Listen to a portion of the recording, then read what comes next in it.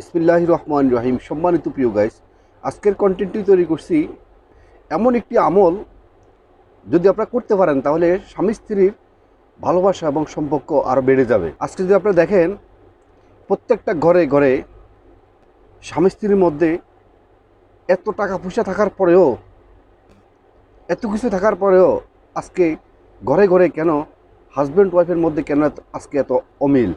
এটা হওয়ার কারণ কি? এটার জন্য একমাত্র দোষী হলেন আমাদের পুরুষ মানুষ। আমি আজকের ভিডিওটি আমার মন গভাবে আমি তৈরি করিনি। আমি আজকের ভিডিওটি তৈরি করছি ইসলামী দৃষ্টিকোণ থেকে, এবং আমাদের রাসূল করিম সাল্লাল্লাহু আলাইহি সাল্লামের যে সুন্নাহ এবং যে তরিকা, আমাদের রাসূল করিম সাল্লাল্লাহু আলাইহি সাল্লাম যে নারীদেরকে যেভাবে সম্মান দিয়েছেন, স্ত্রীদেরকে যেভাবে সম্মান করতে বলেছেন এবং যেভাবে সম্মান দিয়েছেন, যেভাবে তার বাস্তব জীবনে স্ত্রীদেরকে সবসময় জিতেই দিতেন, সেই আলোকে আজকে আমি আপনাদের সামনে বিষয়গুলো আলোচনা করব। আশা করি, আমার বিশ্বাস, আপনারা যদি সম্পূর্ণ ভিডিওটি দেখেন এবং সে অনুযায়ী আপনারা যদি আপনাদের পরিবারের সাথে, আপনাদের স্ত্রীর সাথে যদি করেন, সেভাবে যদি আপনারা সম্পর্ক গড়ে তুলতে পারেন, তাহলে আমার বিশ্বাস আপনাদের সম্পর্ক আরও বাড়বে এবং দীর্ঘায়ু হবে। আজকে দেখেন, আমাদের পুরুষ মানুষ বাইরে যত বিড়ালে থাকুক, বাইরে তার যদি কোনো ক্ষমতাও না থাকে, কিন্তু বাড়িতে আসার পরে অনেক বেশি ক্ষমতা থাকে, অনেক বেশি হিম্মত দেখায়। কার সাথে? তার ওয়াইফের সাথে। মানে চুপ, এখন আর বেশি কথা বলবে না, আমার সামনে তুমি কথা বলতেছো কেন? আমি আর কখনো তোমার উচ্চ আওয়াজে তোমার কখনো কথা শুনতে চাচ্ছি না এবং চাইবো না। তুমি আরও সামলিয়ে কথা বলবা আমার সাথে, আরও মুখ সামলিয়ে আমার সাথে কথা বলবা। এভাবে স্ত্রীদেরকে কন্টিনিউ দমকের উপর রাখে। মানে উনি বাইরে বিড়াল, কিন্তু বাসায় এসে মনে হয় একটা সিংহ হয়ে যায় তার ওয়াইফের সাথে। অনেক সময় গায়ে হাত তোলে, গালিগালাজ করে, বিশ্রীভাবে কথাবার্তা বলে, এবং তাকে সবসময় তারপর ধমকিয়ে তাকে সবসময় তার মাথা নিচু করে রাখে, তার মন ছোটো করে রাখে। যারা এই কাজটা করে, আমাদের রাসূল করিম সাল্লাল্লাহু আলাইহি সাল্লাম বলছে তারা আসলে প্রকৃতপক্ষে তারা পুরুষ নয়, তারা হলো কাপুরুষ। আমাদের রাসূল করিম সাল্লাল্লাহু আলাইহি সাল্লামের জমানায় আমাদের রাসূল করিম সাল্লাল্লাহু আলাইহি সাল্লামের স্ত্রী আমাদের আম্মাজান বিবি আয়েশা রাদিয়াল্লাহু তাআলা আনহাকে নিয়ে উনি একদিন ঘুরতে বেরিয়েছেন, এবং ঘুরতে বেরিয়ে উনি রাসূল করিম সাল্লাল্লাহু আলাইহি সাল্লামকে নিয়ে একটা দৌড় প্রতিযোগিতা করলেন। এটা রাসূল করিম সাল্লাল্লাহু আলাইহি সাল্লামের সিদ্ধান্ত ছিল। ওনার সিদ্ধান্তক্রমে উনি ওনার ওয়াইফকে নিয়ে, অর্থাৎ আম্মাজান আয়েশা রাদিয়াল্লাহু তাআলা আনহাকে নিয়ে উনি দৌড় প্রতিযোগিতা দিলেন। দৌড় প্রতিযোগিতা দেওয়ার পরে, যেহেতু রাসূল করিম সাল্লাল্লাহু আলাইহি সাল্লাম উনি একজন নবী ছিলেন, ওনার শরীরে অনেক বলিষ্ঠ পাওয়ার ছিল, কিন্তু আয়েশা রাদিয়াল্লাহু তাআলা আনহা উনি ছিলেন একজন স্ত্রী, মহিলাদের সাধারণত তাদের মন মানসিকতা যেরকম কোমল থাকে, তাদের শক্তিও শরীরের মধ্যে সেরকম থাকে না। তো সে অনুযায়ী সেই কারণে রাসূল করিম সাল্লাল্লাহু আলাইহি সাল্লামের সাথে যখন দৌড় প্রতিযোগিতা করলেন, দৌড় প্রতিযোগিতা করার পরে উনি হেরে গেলেন। হেরে যাওয়ার পরে রাসূল করিম সাল্লাল্লাহু আলাইহি সাল্লাম আম্মাজান আয়েশা রাদিয়াল্লাহু তাআলা আনহার মুখের দিকে তাকিয়ে দেখলেন যে ওনার মুখটা কালো হয়ে গেছে।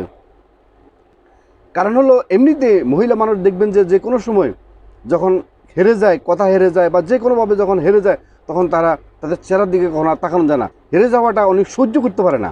কিন্তু পুরুষ মানুষ অনেক সময় বিভিন্নভাবে এটাকে মানিয়ে নেয়, কিন্তু মহিলারা কখনো এটাকে সহ্য করতে পারে না। যা হোক, রাসূল করিম সাল্লাল্লাহু আলাইহি সাল্লাম যখন আম্মাজান আয়েশা রাদিয়াল্লাহু তাআলা আনহার চেহারার দিকে তাকালেন, তখন দেখলেন যে ওনার চেহারাটা মলিন হয়ে গেল। তখন রাসূল করিম সাল্লাল্লাহু আলাইহি সাল্লাম আবার সিদ্ধান্ত নিলেন, বললেন যে আয়েশা, আমরা আবার প্রতিযোগিতা দিব। আবার প্রতিযোগিতা দিয়ে তখন রাসূল করিম সাল্লাল্লাহু আলাইহি সাল্লাম এত শক্তি থাকার পরেও উনি আস্তে দূরে আম্মাজান আয়েশা রাদিয়াল্লাহু তাআলা আনহাকে জিতিয়ে দিলেন। জিতিয়ে উনি হেরে গেলেন। হেরে যাওয়ার যখন আম্মাজান আয়েশা রাদিয়াল্লাহু তাআলা আনহা যখন জিতে গেলেন, তখন উনি খুব খুশি হয়ে গেলেন এবং ওনার চেহারার মধ্যে ঝলমল করতেছে। কিন্তু আমাদের রাসূল করিম সাল্লাল্লাহু আলাইহি সাল্লাম উনি হেরে গিয়ে উনি মনে করতেছে উনি জিতে গেছে। উনি ওনার মনে সান্ত্বনা পাইছে যে ওনার স্ত্রী আমাদের আম্মাজান আয়েশা রাদিয়াল্লাহু তাআলা আনহা জিতে গেলেন। তেমনি এটাতে আমরা কি শিক্ষা পেলেন? এটাতে আমাদের উনি একটা শিক্ষা দিয়ে গেলেন যে তোমরা ইসলামিক কোনো বিষয় ছাড়া তোমাদের পারিবারিক জীবনে নানান রকম হিসাব কিতাব, জটিলতা, নানান বিষয় থাকতে পারে। প্রত্যেকটা বিষয় তোমরা তোমাদের ওয়াইফের সাথে তোমরা মাথা ঠান্ডা করে, এবং তারা কোমল প্রতি তাদের সাথে নরমভাবে তোমরা তাদের সাথে কথা বলবা। তাদেরকে কখনো ধমকাইয়ে কথা বলবা না, তাদেরকে কখনো তুচ্ছভাবে কখনো তাদের সাথে কথা বলবা না।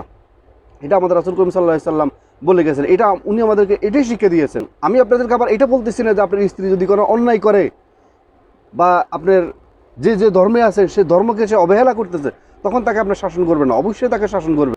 মানে ধার্মিক বিষয় ছাড়া যে ধর্মে আছেন ধার্মিক বিষয় ছাড়া অন্য যে সকল বিষয় পরিবারের একটা ফ্যামিলি মেনটেন করতে গিয়ে যেরকম জটিলতা হয় বা যেরকম সমস্যা আসুক, যে কোনো বিষয় আসুক, তখন কখনো স্ত্রীকে কখনো হারাবেন না, স্ত্রীকে সবসময় জিতেই দেওয়ার চেষ্টা করবেন।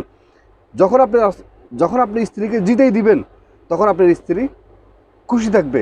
দুনিয়াবি সকল বিষয় তার সাথে কখনো, স্ত্রীদের সাথে কখনো জিতার জন্য চেষ্টা করবেন না, সবসময় হেরে যাবেন। হেরে গিয়ে আপনি মনে মনে ভেবে নেবেন যে আপনি জিতে গেছেন।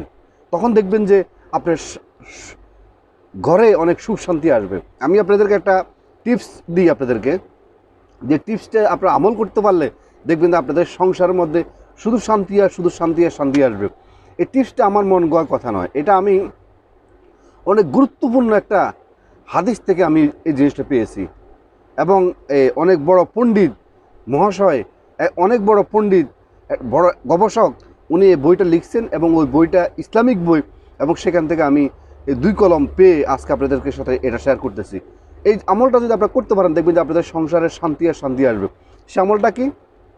সে ধরেন কখনো আপনাদের পারিবারিক জীবনে নানান রকম জটিলতা, নানান রকম প্রশ্ন, নানান রকম সমস্যা, নানান রকম বিষয়ের মধ্যে সে ধরেন হঠাৎ করেই দেখছেন যে আপনার ওয়াইফ খেপে যাচ্ছে, অনেক রেগে যাচ্ছে। তখন আপনি যে কাজটা করবেন সেটা হলো আপনি সম্পূর্ণভাবে মাথা ঠান্ডা রেখে তাকে আপনি বলবেন যে আসলে তো আমি এই কাজটা করা আমার ঠিক হয়নি, আসলে তো এটা আমার ভুল হয়ে গেছে, এটা অনেক বড় ভুল হয়ে গেছে, তোমার কথা রাইট, তোমার কথা right, sorry sorry sorry, next time আমি এটা আর কখনো করবো না। মানে এভাবে তার সাথে অনেকভাবে সরি বলবেন, বা বলবেন যে এটা আপনি ঠিক হয়নি, আসলে এটা তুমি যেটা বলছো সেটা তোমার কথা ঠিক, তোমার কথাটা ধরলে আজকে আমি হয়তো এই সমস্যার মাঝে পড়তাম না, আসলে তোমার কথা রাইট, সরি সরি, ভবিষ্যতে এরকম কখনো সমস্যা হবে না। তখন তাকে যখন আপনি এইভাবে যখন মানে হাইলাইট করবেন, তখন তার সাথে যখন আমরা সরি সরি বললাম, তখন দেখবেন যে মহিলা মানুষ তো মন অনেক নরম, দেখবেন যে আস্তে করে সে ঠান্ডা হয়ে যাবে।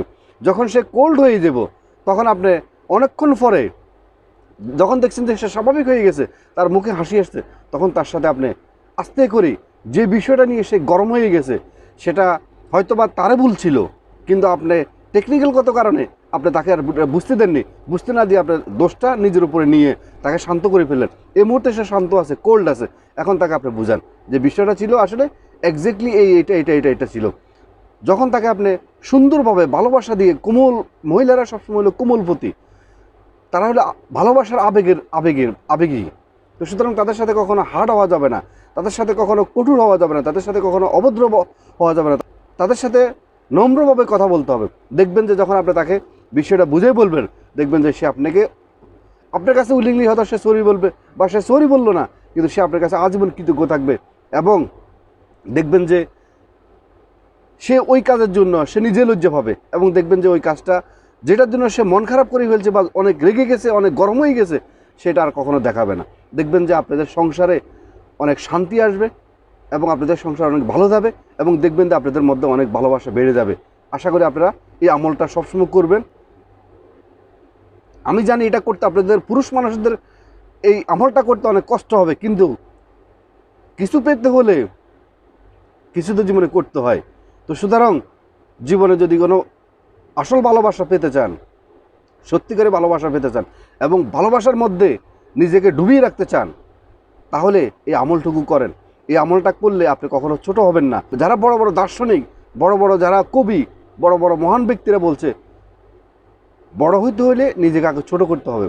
বাইরে আপনি বাঘ হন, কোনো সমস্যা নেই, কিন্তু আপনি ঘরে যত বেশি বিড়ালের মতো থাকবেন, যত বেশি স্ত্রীকে সম্মান করবেন, স্ত্রীকে যত বেশি আপনি তাকে সাপোর্ট করবেন, তার সুখে দুঃখে তাকে যত বেশি সাপোর্ট করবেন, এবং সে যেটা বলবেন যে হ্যাঁ এটাই রাইট, যত বেশি তাকে উৎসাহ দিবেন, অ্যাপ্রিসিয়েট করবেন, তত বেশি দেখবেন যে আপনাদের পরিবারের মধ্যে শান্তি ফিরে আসবে। স্ত্রীদেরকে ভালোবাসবেন, তাদের কথার সাথে একমত হবেন, তাদের সাথে বিড়ালের মতো থাকবেন।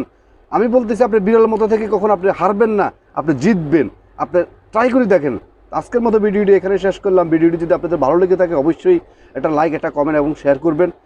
এবং যারা নতুন, অবশ্যই মিয়াজি ফিলসফি চ্যানেলকে সাবস্ক্রাইব করে অল নোটিফিকেশন অন করে রাখবেন এই ধরনের নতুন নতুন ভিডিও পেতে। এবং যারা আগে সাবস্ক্রাইব করছেন আপনাদেরকে অসংখ্য ধন্যবাদ।